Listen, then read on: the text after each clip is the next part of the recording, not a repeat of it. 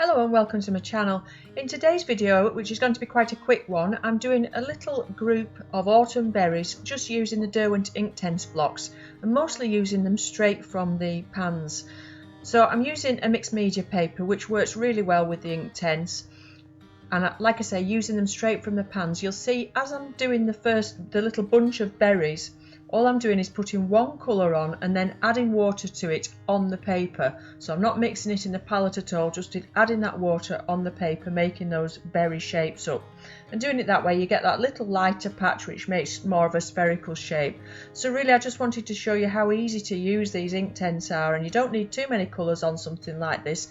And it's good now and again just to sit down just for 10 minutes, do a little study like this, get familiar with your materials and practice your drawing skills. And you'll see I haven't done any drawing at all on this before I set off. Just draw with your paints now and again, and that will help you loosen up, and it will help your drawing skills no end if you don't rely too heavily on having a pre-prepared drawing with your pencil there.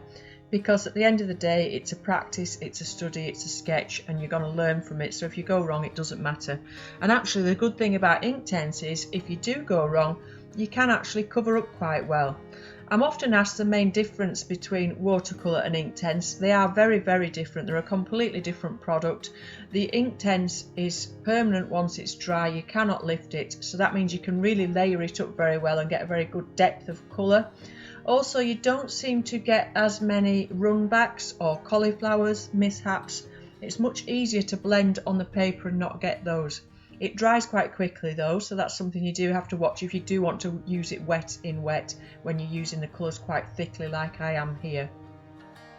So I did just add a few extra colours into the branch just to lighten it up and things, and then at the end you'll see I did mix a couple of colours together. The colour that I initially used for these little berries and a purple which I mixed into that to make it a little bit darker, just to get some shadows, again just to enhance that spherical shape of the berries.